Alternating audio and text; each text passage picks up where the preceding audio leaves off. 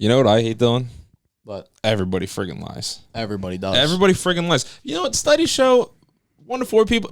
I thought we were gonna kiss. Man, studies show that most people lie 1 to 4 times every day. Hey, no. What do you most lie about? This sucks. Sometimes when my mom asks me if I brush my teeth at night before I go to bed, I say yes, and I don't. And that's why your parents are divorced. It is why my parents. That's why my That's why parents they got got divorced when I was 20.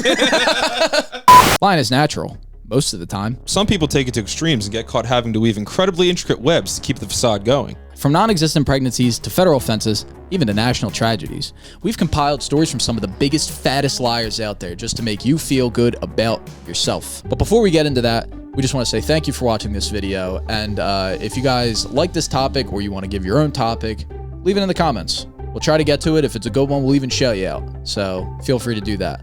But we got to start with a one. Kira Cousins. Oh. Kira Cousins, a 22-year-old in Scotland, started telling everyone that she was expecting a baby. Everyone was excited for her. Not just family, but followers on social media too. People followed her journey from posting baby bumps to ultrasounds and tours of the baby's nursery. She even built a friggin' nursery for this thing. Hey, Dylan, what's nicer than bringing a little warmth into this cold, cold world? People loved it. Her friends threw her a gender reveal party. Her boyfriend was excited to be a father. Her mom's starting to get baby clothes ready for the big day. The baby girl even had her name ready.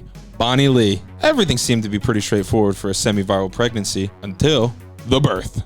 After Bonnie was born, Kira claimed that she had a heart defect and was too weak for visitors. So weak that she couldn't even hold the baby or even get a freaking picture of it. Oh, that's so sad. After 3 weeks of anticipation from family and friends, the world received the worst news imaginable. Bonnie had died. Oof, Maron. Oof, Maron. Oof, Maron. Not the baby going. Oh, my little baby is dead. What do you think she died of? Throwing the baby out with the bathwater? Broken heart. Everyone was devastated. Everyone's mourning this baby. Kira's mother and the rest of the family were quick to console seemingly broken Kira. The whole family's trying to console Kira. Trying to pick up these pieces of this broken puzzle. Everyone is mourning this baby that they actually had never seen. They've only heard tell of this baby. This baby's in the mythos. It's Zeus. They're playing broken telephone with this baby. Everyone's sad.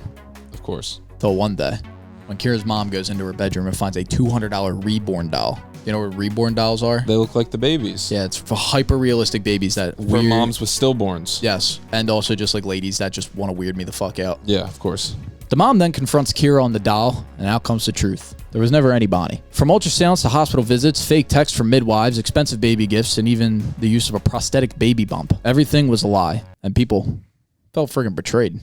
Yeah, I guess it's easy to get a fake ultrasound. You just need to Google ultrasound and be like, check out my baby's pic. Yeah. Check out my baby's first selfie. The idea of walking around with a baby bump's nuts to me, though. Yeah, that's funny, though. You probably get a lot of free stuff. A lot of people are nice to you. They help you. If you're on the bus, free seats automatically front of the bus. You should get a baby bump.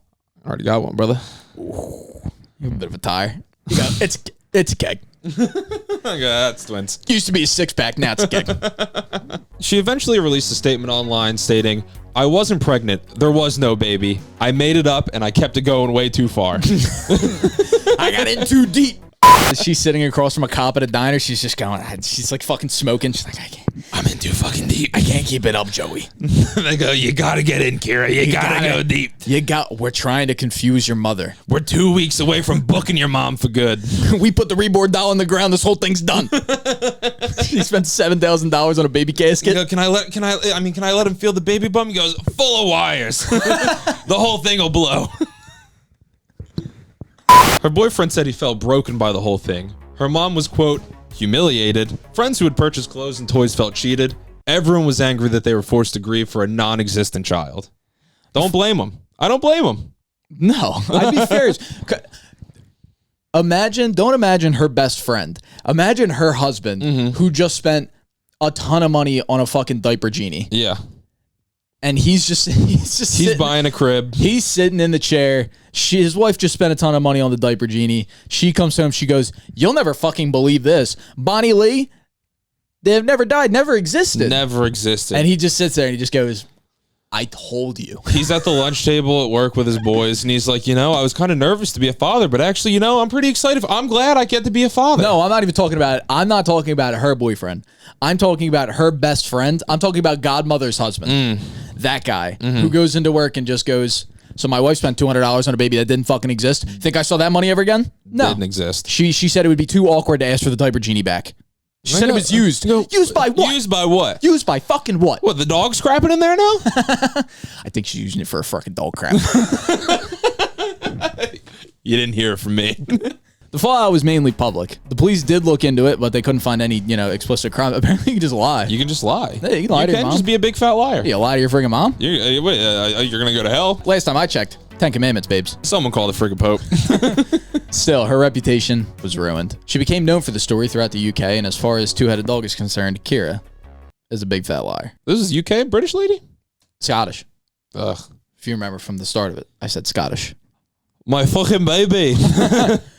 It was just I can't even do a fucking... I can't even attempt. No, it's hard. There's nothing in my belly. I don't know what's in the water over in UK, but let's talk about Libby Vernon. Libby Vernon. Libby Vernon. Classic libtard. That's just what her friends call her. Sticking with pregnancies, we got to go on the Libby Vernon. You know her fucking her friends' boyfriends are like, "What, you going out with libtard tonight?"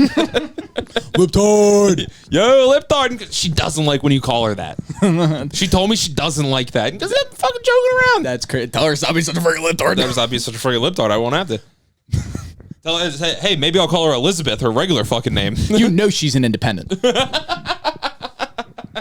She lied about her pregnancy in a similar fashion to Kira Cousins. She faked ultrasounds, gender reveals, a whole 9 yards. The only difference was Libby was having twins. Whoa! She also had just started a relationship with a man that she met on Facebook who was very excited to be a father, actually. Of course. Everything was going great.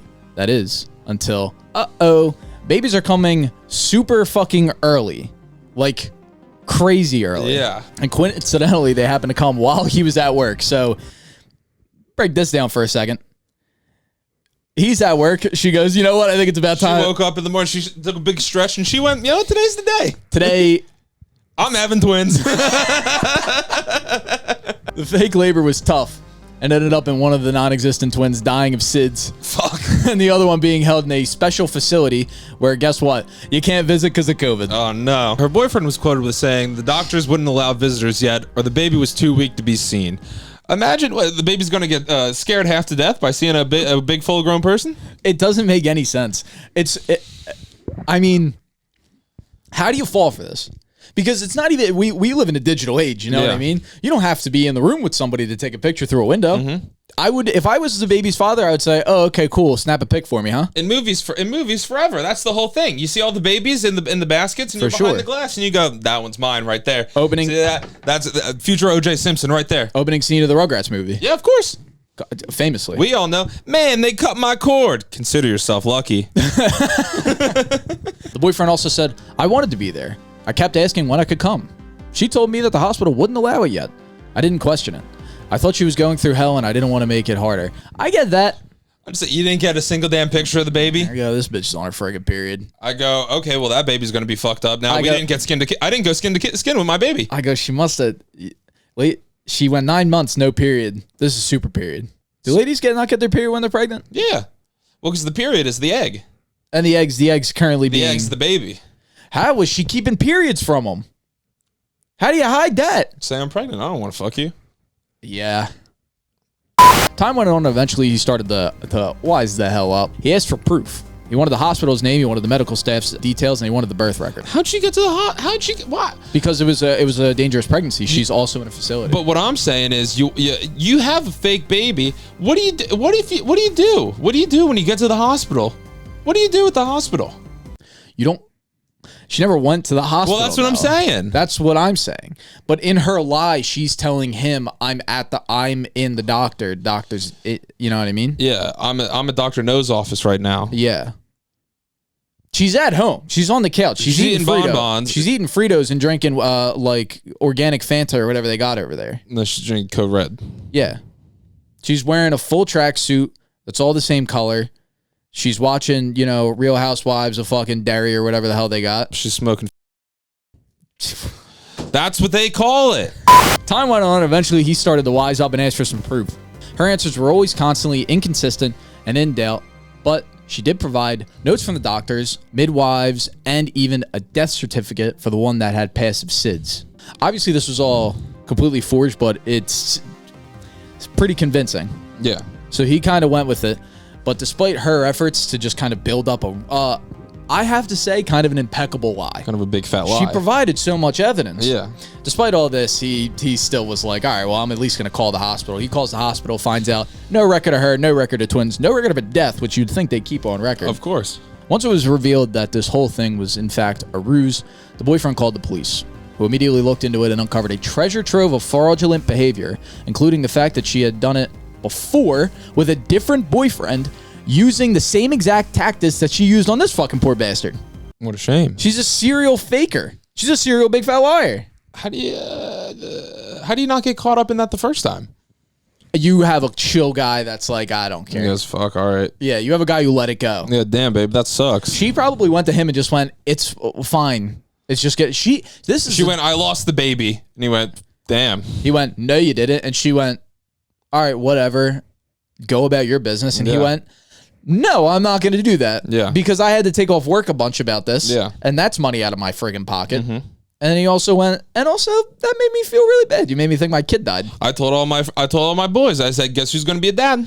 Realistically, if the kid didn't die, she probably would have gotten away with the whole thing. After her world came crashing down, the court found her guilty of fraud, mainly from falsifying the death certificate. Mm-hmm. Libby was then sentenced to 6 months in prison, not just for fraud, but also for the emotional damage that she incurred on her hubby.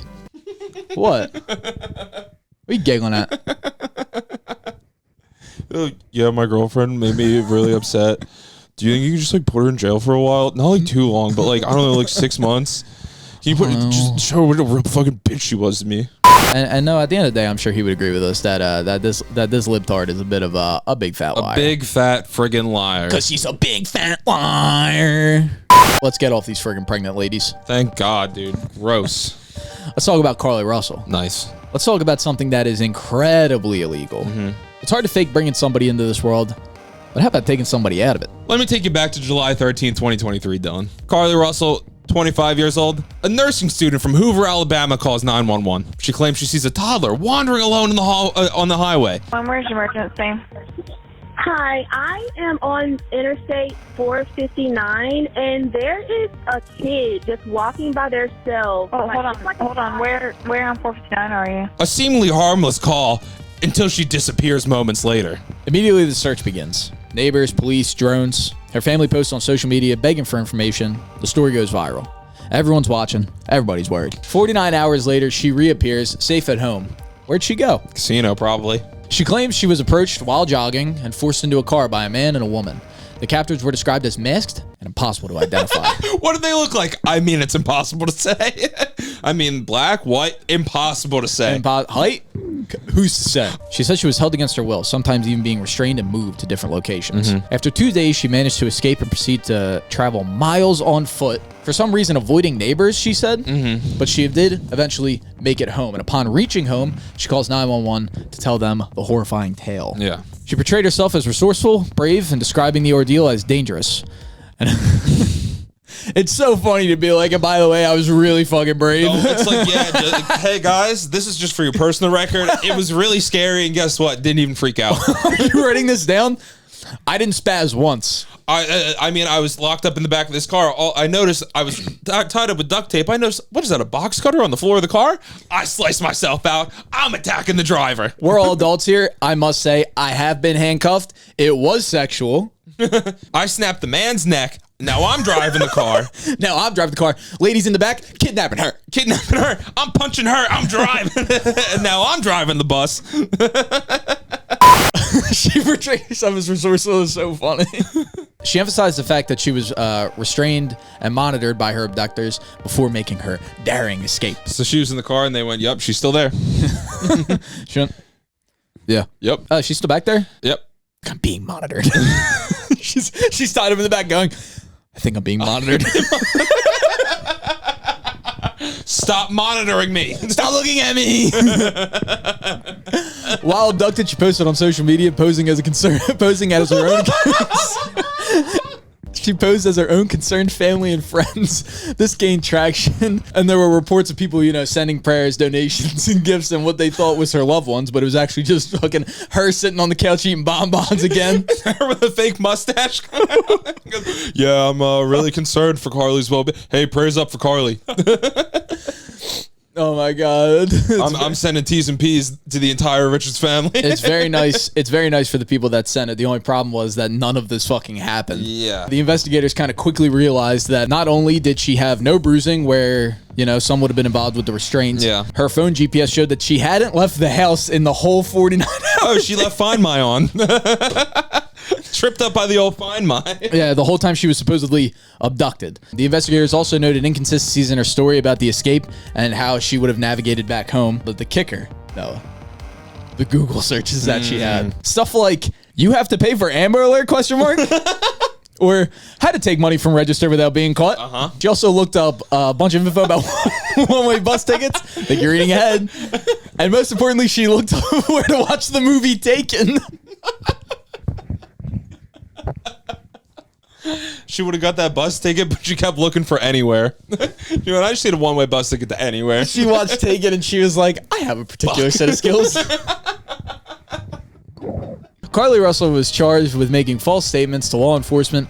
She was put on probation in order to pay restitution to cover part of the money spent on the investigation. But the worst problems came with the public backlash. She upset her family and friends and raised her supporters on social media and went viral for being what we here at Two Headed Dog would describe as a big fat friggin' liar. A big fat friggin' liar. This is already a pretty sad video so far. Yeah. It's not that sad, though. Lots of sad people, at least. Lots of sad people. stories. Sad folks. Lots of sad people doing sad things.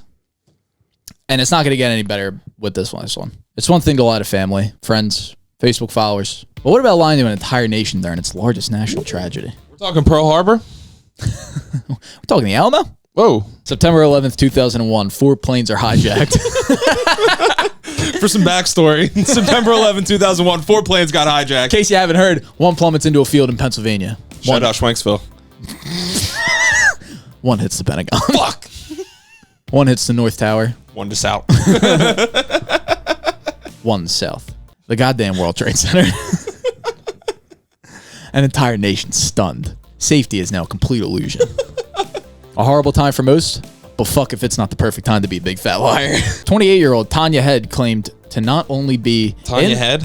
Yes. Nice. Tanya Head claimed to not only be in the South Tower during the attack, but at the fucking top. How you at the tippy top of the tower? She was crawling through fucking death and flames, barely alive herself, a true definition of the word survivor. Tanya's tale captivated a nation. A woman trapped on the 78th floor of a collapsing tower, whose fiance Dave just moments before was killed because he was working in the North Tower. Despite all this, got out with her own life and a nasty burn on her arm and continued to help other survivors escape. She even claimed that a man, just before taking his last breath, gave her his wedding ring to pass on. If there's not the biggest fucking bullshit, what a woman's thing to say, you know? You know, I saw a guy and he actually gave me his wedding ring. Right before he died. And He took his jewelry. He said, get this out of here. Yeah, his bottom... Give it to someone you love. His penis was on fire, but right before he managed to get a ring. There's not an old guy, by the way, because as you said that he was an older gentleman. Mm-hmm. There is not an old man out there that can take his ring off in more than 3 minutes and Dawn soap. Yeah. There's nobody out there. You're telling me this guy slipped the ring off? I just can't get the fuck thing. Shit, sorry. Do you have... Is the fire department here yet? Is there oil or anything? I bet they have like a thing to clip this. Hey, grab me some of that jet fuel. Let me lube this up. Hold on. Well... I might die. Just take the finger, I guess. Here, chop it. If you can get the finger, you can have the ring. Bite. And then pass it on. Pass it on to who? I don't know. Just give it to somebody. He's falling out the window and he goes, double it and pass it on. America ran with her story, though, and by 2004, she was the face of 9/11. No. She was the public face of the World Trade Center's Survivors Network. Oh, the WTCSN? Attending press conferences, giving speeches, and even leading tours of the grounds. Mm-hmm. Her story moved people, inspired survivors, raised funds, brought hope. Mm-hmm. But the cracks began to show pretty quickly on Tanya Head. Investigative journalists asked some pretty simple questions. Did you actually work at Merrill Lynch on the 78th floor? That's first question. Of course. Answer, no. Where is the fiance's family? Yeah, you said he died tragically in the North Tower. Yeah. Nobody knows about him? They found no records There's no Mr. Head in the picture? Yeah, and everyone had denied all of like her claims, and nobody really knew what the fuck she was talking about. And in September of 2007, a major expose in the New York Times revealed that Tanya Head never actually set foot in New York on 9/11. She was in Barcelona at business school. Oh, the Barcelona Business School. The Barcelona Business School for bad babes who lie. For bad babe fat liars. Tanya wasn't even her real name. It was Alicia Estevez. Alicia Estevez. Alicia Estevez Head. Her arm scars were from a 1999 accident that happened in Spain. It was a car accident. So not burning in flames in the South Tower. No. Not being caught up in the hellfire that is 9/11. It was less of a and more of a. It was one of those. It was more of a what the stupido. They're in Spain. The fiance Dave, his family said that they never even knew who the hell she was. The job on the 78th floor never existed. There's no record of her ever being in New York City. I don't even know if she had ever been to New York City prior to 9/11. Yeah. That's how crazy this lady is. By the end of 2007, she was obviously moved as the WTCSN presidency. And the survivors of the WTCSN In the morning felt betrayed. Many had trusted her and even confided in her. Could you imagine? She is walking survivors through ground zero, pointing out things that she has never seen before, and she's going, "Hey, I know, man, me too." Imagine another faker is in this group and comes up there and goes, I gotta come clean. I was never in the towers on 9/11. And she goes, "You monster! Why would you even lie about My that? fiance died in that fucking tower." The confidence on this lady to walk around with firefighters that are missing legs and being like, "Yeah, dude, Nancy Friggin. Check that pretty fucking bad. Want to see something gross?" Her lies did not lead to criminal charges because, crucially, she didn't actually profit financially from any of this. And the prosecutor, at least in a way that the prosecutors couldn't prove. Tanya vanished from the public eye, though her motives were never uncovered. Psychologists used Tanya's story as a case study, probably trying to figure out how somebody could be such a big fat fucking liar. What a big fat fucking liar. That's crazy, right? You never heard of this lady? No. This is like a big story. No, I never heard of it. It's when people talk about 9/11, they talk about Mark Wahlberg, they talk about Steve Rannazzisi, even Seth MacFarlane. Well, Mark Wahlberg never lied. He just said if he was on that plane, things would have gone differently. And that's not a lie. That isn't a lie. I guarantee Mark Wahlberg would have ran headfirst into a terrorist. He is a slow guy. It'd be so funny. It's like, it would have went differently. It's like, it would have been like, yeah, and tragically, before the planes even hit the tower, Mark Wahlberg got sliced to pieces by a fucking box cutter. Mark Wahlberg was dead before the plane hit the building. No, Mark Wahlberg would have kicked the guys out of the plane, and then while the one guy was hanging by his thing, right before Mark Wahlberg kicks him down, he goes, "This is for the USA, huh? Tell your mother I said hi." Boom. Courtesy of the red, white, and blue. Hey, Toby Keith's gonna write a song about this. Courtesy of the red, white, and blue. I just came up with that. That's my idea. I just made that up. I just made that up. I'll put a boot in your ass. I'll put a boot in your ass. It's the American way. Oh, somebody's got to write a song about this. Oh, fuck. I think I got to fly this plane. Oh, sorry, man. I got to go. Oh, shit. They killed the pilots. I think I got to fly the plane. Fly this freaking plane. There's like another pilot on the plane that's like, "I'll fly." He goes, "Nah, dude. I'm Mark Wahlberg." He goes, "Do you got little wings on your shirt, pal?" He goes, "Wahlberg." He's wearing a name tag. He goes, "No, I'm Marky Mark. I'm Marky Mark. I'm gonna fly this plane." And the pilot goes, "From the Funky Bunch?" "No, you could be the stewardess. I'm gonna fly the plane." I'm the freaking pilot. "I think I have such a rockin' bod that I have to fly this plane." I'm gonna land this plane on my cum gutters. That's it for today, though. And remember that lying is never something you should do. But pretending that you would have changed a whole national tragedy, that's cool stuff. That's cool. That's what cool guys do. You're not lying. You're making assumptions. No, brag about the guy you would have been. Mm-hmm. That's what you should be on. I just wish that guy would have fucking came up to me. And guys, we're telling the truth when we say that we appreciate you watching. And, if you want, consider subscribing. Go watch all the other videos if you like this one. And it really helps us out. Now, it doesn't mean a ton to you. It means a ton to us. Just one click. Friggin' world to me. I would take a bat to your head for that. I would land this fucking plane. We also have a Patreon if you guys want to join it. No pressure to, but we do a weekly podcast if that's something you're into. If you can't get enough of us. And yeah, we'll see you on the next one. Bye. Bye.